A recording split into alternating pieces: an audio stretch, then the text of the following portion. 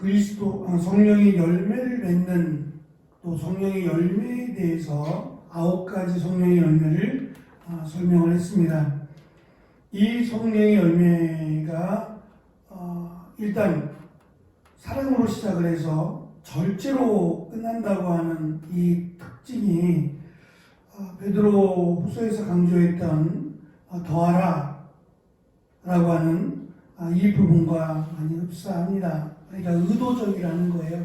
추상적이기도 하고 정말 우리가 얼마의 열매를 맺었느냐라고 이렇게 측량하기 위한 그런 설명이 아니라 그리스도의 사랑이 우리에게 드러나야 하는 성령을 따라 살 때에 우리에게 당연히 보여줘야 될, 드러나야 될 부분을 열매라고 하는 이미지를 사용해서 특별히 열매를 맺을 때에 그것이 그냥 바로 심자마자 열매를 맺는 게 아니라 나무가 어느 정도 자라고 성장을 하면 1년, 2년, 3년, 4년 그 뒤에 맺어져야 될 열매라고 하는 점에서 여러 가지 함축된 의미를 가지고 있는 설명이다라고 말씀을 드렸습니다. 오늘은 특별히 24절에서 이 성령의 열매를 맺는 또 성령의 인도하심을 따르는 사람들을 바울은 그리스도 예수의 사람들이라고 설명을 합니다. 굉장히 귀한 정의라고 생각합니다. 그리스도 예수의 사람들이라고 하는 몇 번을 반복해서 보아도 굉장히 충격적이기도 하고 굉장히 중요한 표현이라고 생각합니다. 바울이 이러한 설명을 하곤 하는 이유는 그리스도 예수의 사람들, 그들이 육체의 소욕 또는 육체의 일이라고 설명되는 15가지의 죄악의 행위들, 그것을 정욕과 탐심으로 정리를 합니다. 15가지나 되는 이런 죄들을 딱 정리하면 정욕과 탐심으로 요약할 수 있는데 이 정욕과 탐심을 십자가에 못 박은 사람들이라는 설명입니다.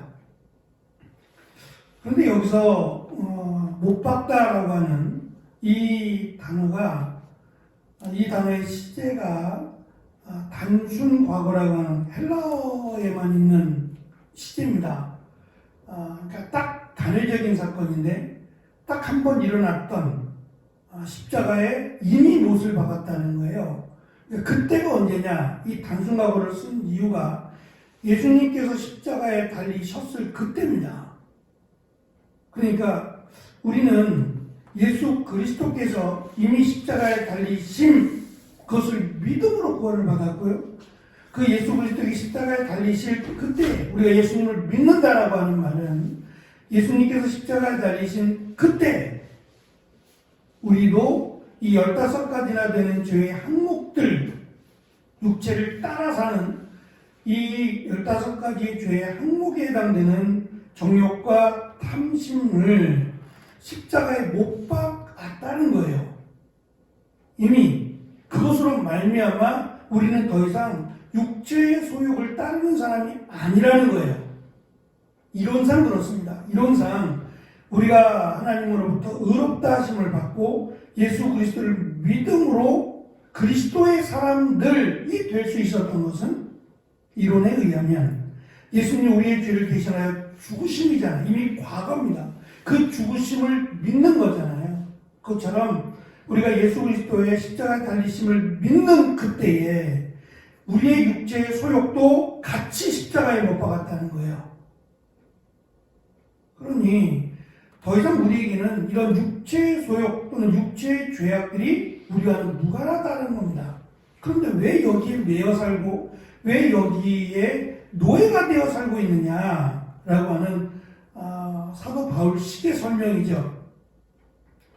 물론 그렇다고 해서 우리가 예수 그리스도를 믿음으로 이런 육체의 죄악들과 무관하냐? 그렇지 않잖아요.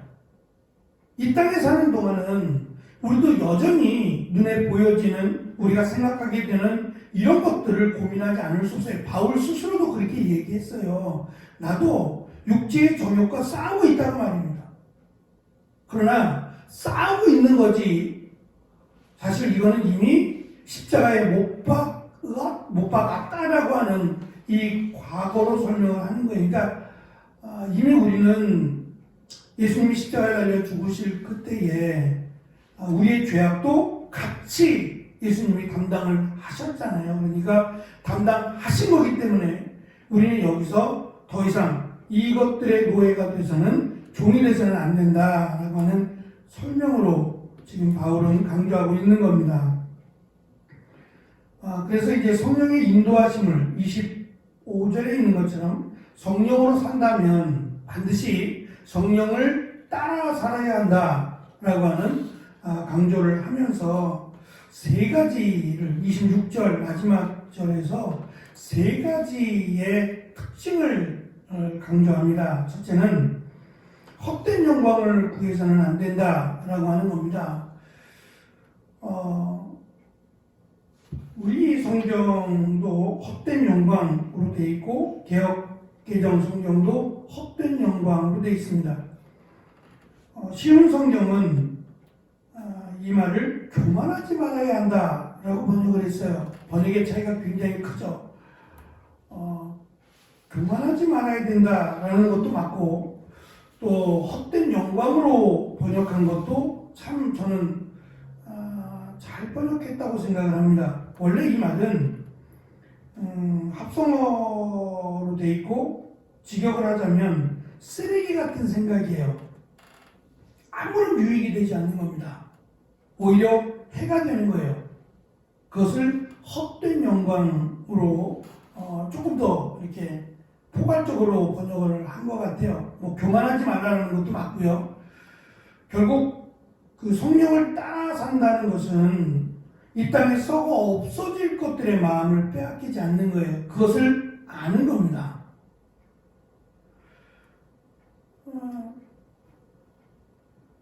무언가의 전문가가 된다는 것은 사실 그냥 색깔만 봐도 또는 모양만 봐도 이것이 진짜다 가짜다를 아는 사람을 우리가 전문가라고 해요.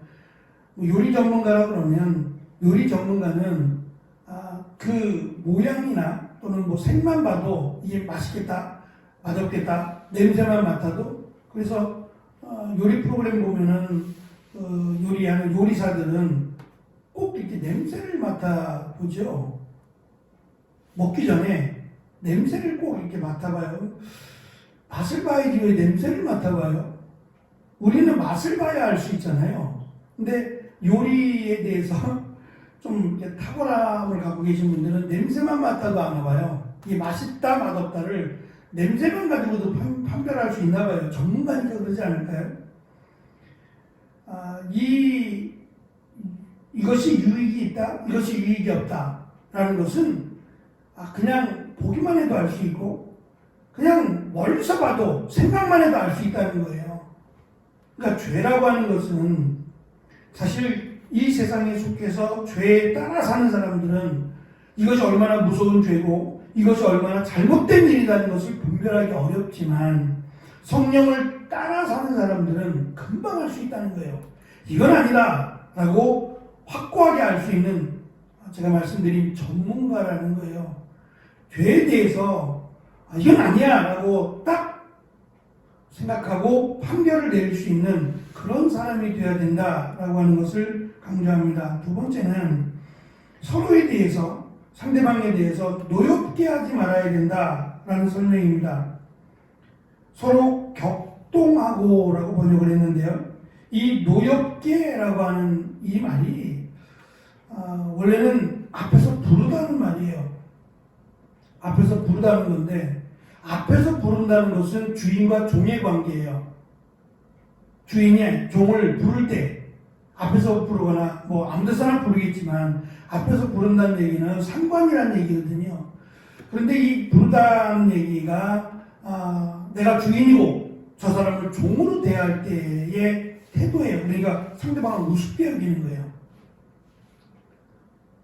상대방을 우습게 여기고 이렇게 저렇게 라고 하며 상대방을 무시하는 행동을 지금 의미하는 겁니다. 정욕과 탐심을 이루기 위해서 상대방을 이용하고 상대방을 해롭게 하는, 결국 모래 위에 쌓은 집과 같잖아요. 모래로 아무리 집처럼 만든다고 해도 바람만 불고 파도만 치면 다 살아 없어질 것들이잖아요. 그러니까 이것 때문에 상대방을 괴롭히고 이것 때문에 상대방의 마음을 아프게 하는 행동은 결코 해서는 안 된다는 거예요. 이것조차도 의미가 없고 또 이것으로 인해서 상대방을 아프게 하는 것 자체는 성령을 따라 사는 사람들의 모습은 결코 아니라는 겁니다. 마지막 세 번째는, 우리 성경에는 투기하지 말 것이니라 라고 되어 있어요. 대부분 투기와 질투 또는 시기 이렇게 번역을 했습니다. 이 단어는 크게 두 가지 의미가 있습니다. 하나는 인색하다라고 하는 의미고요. 또 하나는 걷잡을 수 없는 시샘이에요. 상대방이 가진 것, 나는 갖지 못했는데 상대방이 갖고 있는 것, 그럴 수 있잖아요. 똑같이 갖고 있는 건 아니잖아요. 근데 나는 없는데 저 사람만 갖고 있는 것은 참을 수 없는 거예요. 내가 갖든가 저 사람도 갖지 말든가, 이게 걷잡을 수 없는 시샘이에요. 못 견디는 겁니다. 내가 나만 갖고 있거나 아니면 나도 없고 저 사람도 없어야 돼요. 반대로 보면 나만 가지고 있는 것에 대해서 인색함이에요. 나눠주기 싫은 겁니다. 이건 나만 소유해야 되는 거예요. 이게 결국은 탐욕이나 정욕으로 사용이 된다는 거예요. 거꾸로 얘기하자면 야고보는 이 소금을 이야기하면서 서로 화목할 때 사용하라고, 그때 당시에 소금은 참 귀한 거였어요. 다른 양념은 없어도 소금은 있어야 되잖아요. 근데 이 소금이 사실 이스라엘은 널린 게 소금인 것처럼 보이지만 이 사해바다의 소금은 써서 먹을 수가 없어요. 짜다 못해 써서 먹을 수 없어요. 이것을 정제하고 이게 과학이 발달돼야 되는 부분이거든요. 그러니까 그러다 보니까 이 소금이 귀했고요. 또 하나는 주부들은 아시겠지만 이 소금이 종류가 참 다양해요. 그러니까 스테이크에 찍어 먹는 소금이 있고, 그러니까 예를 들면 고기에 찍어 먹는 소금이 있고요. 생선에 찍어 먹는 소금이 있어요. 어떤 거냐에 따라서 소금의 맛이 달라요. 똑같지가 않습니다. 그래서 소금이 다양한 소금이 있어요. 우리나라는 좀 덜한데 외국은 이 소금이 종류가 굉장히 많아요. 많을 뿐만 아니라 가격도요 천차만별이에요. 어떤 것은 1,000원, 어떤 것은 10,000원이에요. 그러니까 소금에 따라서 무엇과 함께 먹는 소금이냐에 따라서 소금의 가격이 막 천차만별이죠. 당시의 소금, 이 소금, 귀한 소금, 또 맛있다라고 하는 소금은 굉장히 비쌌어요. 그런데 그것을 두고 나눠주란 얘기입니다.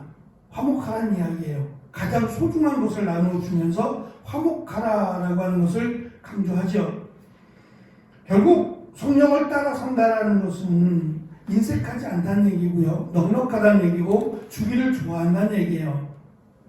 그러니까 바울이 왜 지금 이러한 설명을 할까? 성령을 따라 사는 사람들이라고 하면 조금 더 거창하게 말을 해야 될 것 같은데, 너무 우리의 삶과 밀접한, 그냥 쉽게 보여질 만한 것들을 왜 이야기하고 있을까요?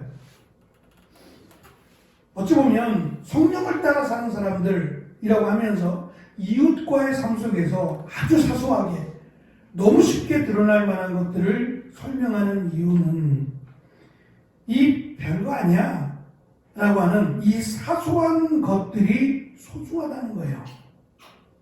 큰 것도 소중합니다. 큰 것도 소중하지만 큰 것은 눈에 확 드러나요.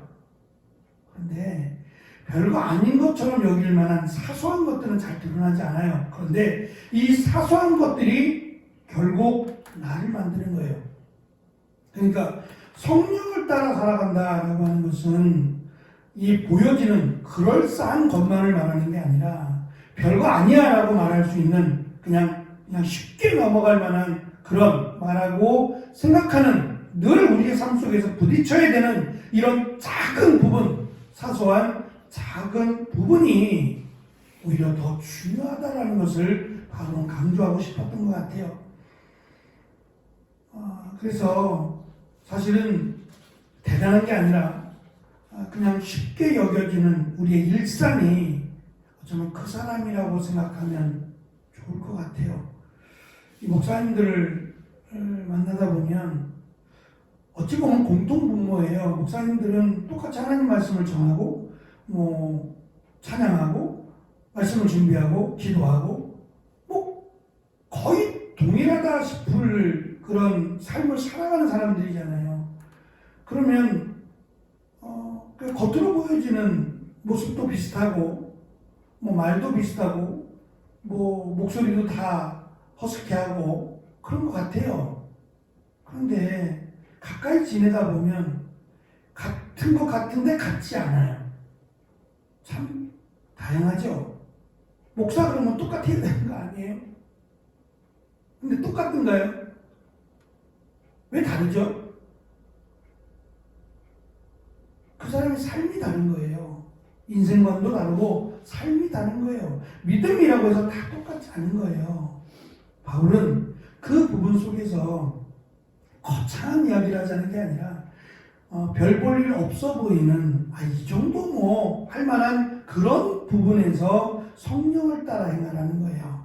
그러면 작은 부분에 이렇게 성령을 따라 행하는 사람은 당연히 큰 부분에서도 성령을 따라서 행하지 않겠어요? 그래서 저는 이 부분이 참 마음에 많이 와 닿았어요. 별것 아니야 라고 여기는 것들의 소중한 말입니다. 그 별것 아니야 라고 하는 것이 결국 나를 만들어요.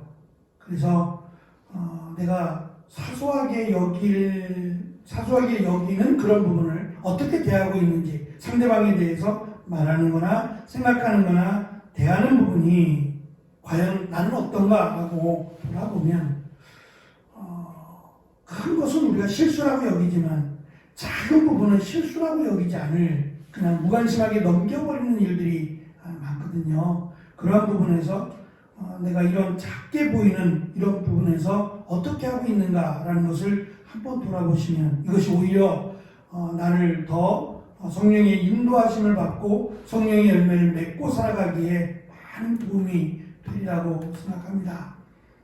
벌써 수요일입니다. 지나온 3일의 삶 한번 잠깐 돌아보고 또 오늘 말씀처럼 별거 아니야 라고 여길 만한 그 부분에서 나는 어떤가 라고 한 번쯤 돌아볼 수 있는 그런 은혜가 있기를 축원합니다. 기도하겠습니다.